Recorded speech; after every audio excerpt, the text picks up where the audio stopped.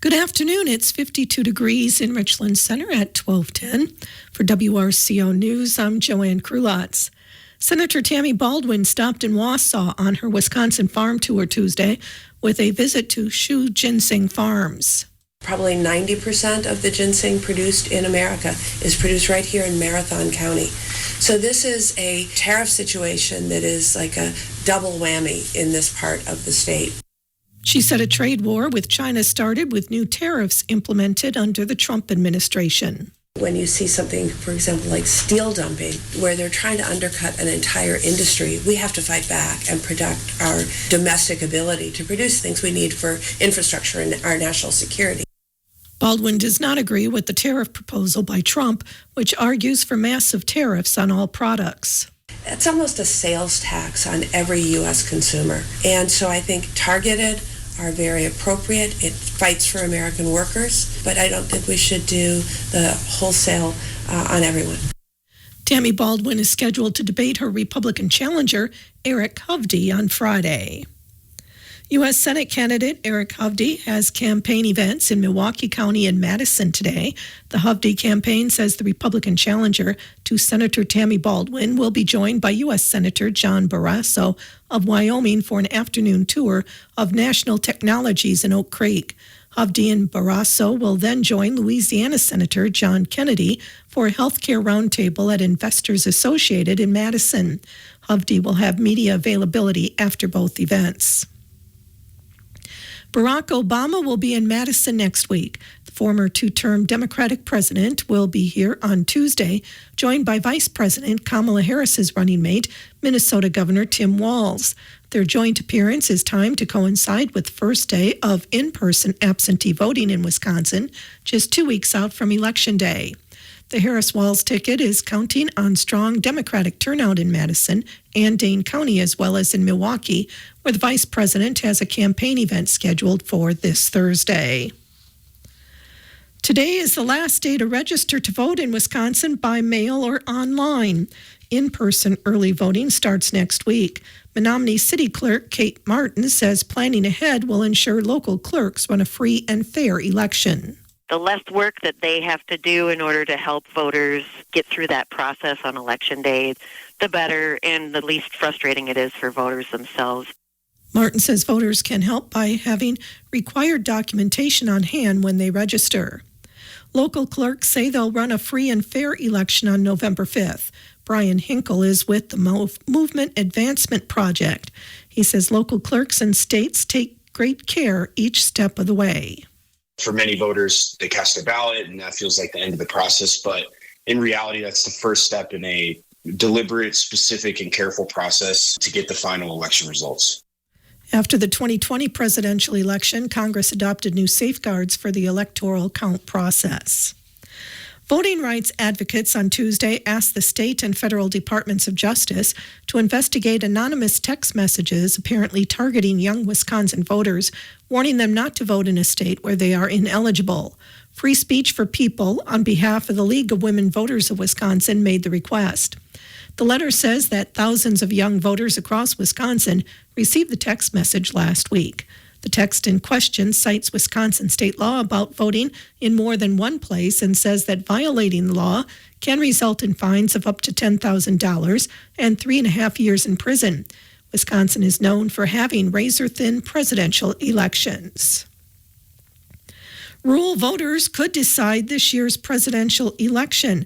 Sarah Janes of the Rural Democracy Initiative says they tend to be swing voters interested in the needs of working people. People want to make sure that they have the tools and opportunities to create a good life for themselves and their families, and that shows up in their support for childcare and healthcare. The Rural Democracy Initiative's most recent poll finds Donald Trump leading among likely rural voters in 10 battleground states, but that support has dropped from March to September. They're very focused on working people as kind of the heroes of the economy and concerns that impact working class people. Rural people and small town folks are more likely to be working class. About 70% of rural folks are working class.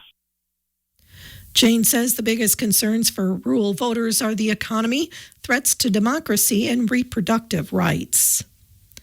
Dane County Clerk Scott McDonnell, a Democrat, says a new Star Wars parody PSA aims to cut through election misinformation by doing something a little more humorous that would get people's attention. Wisconsin County Clerks Association President Trent Miner, a Republican, says election facts shouldn't be a partisan issue. The full 3-minute PSA can be viewed on the Blame Society YouTube page. Wisconsin lawmakers are looking at potential ways to curb artificial intelligence abuses. Sarah Alt is an ethical AI expert who serves on the legislature's AI task force. At a meeting yesterday, she sounded skeptical that licensing and professional codes would help. The existence of an ethical code in its own actually does not help. Maybe even harms, because then people just go looking for places where they can work outside of that code. People are concerned about the ways artificial intelligence can be misused. Joe Dooley is a policy manager for Google. He told the Legislative Task Force yesterday that protections against things like deep fakes are probably already covered by existing data privacy laws. If it's illegal for any other company or technology mechanism to do it, it's probably also illegal for AI to do, to cause the same harm.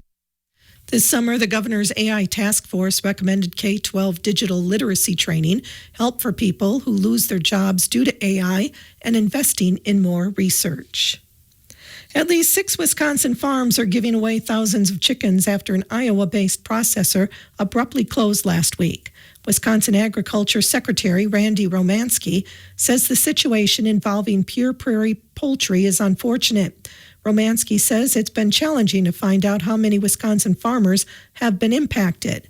The state ag department lacks authority to take possession of the birds or to feed them, so is focused on being a resource to farmers, some of whom have taken to social media to offer their chickens.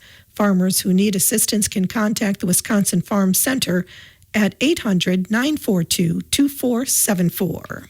October is Cybersecurity Month. It's a good time to be sure your computers and portable devices are secure from online predators. The Wisconsin Department of Agriculture, Trade and Consumer Protection likes to help consumers stay safe. Michelle Reinen is from DATCAP. This is a month where we try and promote 4 cybersecurity practices that consumers can add to their everyday routines. There is always a component of cybersecurity we want people to be cautious with, but this is one month just to concentrate on that, because everyone benefits from improved online and device security, both for personal and organizational use, and technology is always improving and changing, which means our security measures have to constantly adapt as well. And so we take this time to just talk through some tips and try and get people to put some new behaviors in place or at least improve existing behavior. To stay secure, it's important to keep devices updated. Update your software regularly to fix security risks. Updates make improvements and resolve bugs. We see that when they're issued, but they also patch holes in security systems that can be exploited by those bad actors or hackers. And that's what you're talking about, where some of those breaches come from. And so we want to be sure that people are fixing those security issues as soon as they are rolled out, if possible. So you can either establish a habit of checking for updates and do them right away, or set the notification feature on your device to learn when updates are available. Reinen urges creating a secure password to avoid having your information stolen. Please don't use that same one on everything. Create different strong passwords for each account. Reusing a single password can put all your accounts at risk, and strong passwords are also the key. As you just mentioned, consider using a passphrase or a password manager program. And a passphrase is just long and unique to you. It's easy for you to remember, but hard for others to guess, and it adds a few numbers or special characters to add complexity. So an example is you could replace an E with a 3 or add a question mark between words, an exclamation point at the beginning and end, or an asterisk in there. But there's lots of ways to create that passphrase that will be unique to you, and be sure, different password each account. To help remember a password, be sure to keep the information in a safe place. You may want to use a password manager program. We don't want you to write them down somewhere, that's going to be easily accessible by others. So if you do write them down, you have to keep that piece of paper secure and not travel with it. But a password manager is going to help you remember, and it's a place to store those different passwords for those different accounts.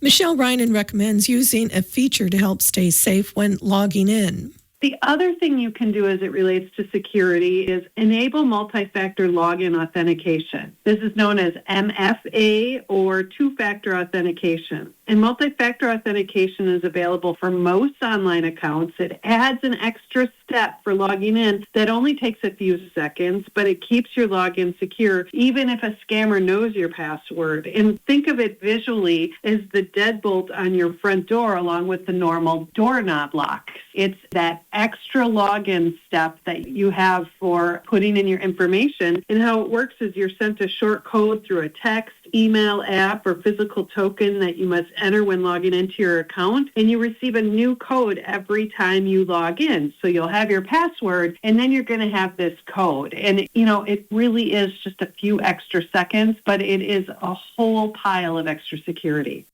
You can find more cybersecurity information and tips on DATCAP's website at datcp.wi.gov. Before you send donations to help hurricane relief efforts, consider a monetary gift instead. Better Business Bureau of Wisconsin spokesperson Lisa Schiller says it can be hard to send physical gifts and supplies to groups in hurricane-affected areas.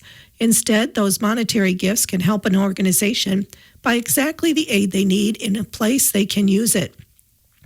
Also, watch out for anyone soliciting for charity or donations on social media.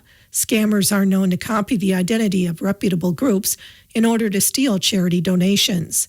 Schiller says you can find their list of reputable groups helping the Southeast U.S. recover online at give.org. The Wisconsin Department of Natural Resources reminds trappers to prepare for the opening of many fur-bearer trapping seasons across the state. Wisconsin is home to many fur-bearer species, and the state's highly regulated trapping seasons play an important role in the DNR's efforts to sustainably manage those populations. The first trapping seasons of the fall open Saturday. Additional seasons for other species and zones will continue to open throughout the fall. Trappers are encouraged to double-check season dates, trapping regulations, and ensure they have all required licenses before heading out. During these periods, other outdoor enthusiasts should be aware that traps may be present on public lands. To minimize the chance of encountering a trap, you should stay on designated trails and keep pets leashed. All first-time trappers must complete an approved trapper education course unless trapping under the Youth Supervised Option Mentored Trapping Program or other exemptions. These courses, taught by experienced trappers, cover basic trapping skills, regulations, safety, and trapper ethics. For those just starting out, the DNR offers programs for beginners, such as the Women's Trap Camp and the Youth Trap Camp, enabling new trappers to learn in a safe and supportive atmosphere.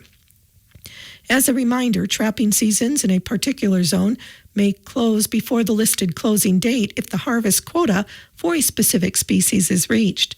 Trappers can visit the DNR's trapping webpage for zone status updates and more information about trapping in Wisconsin.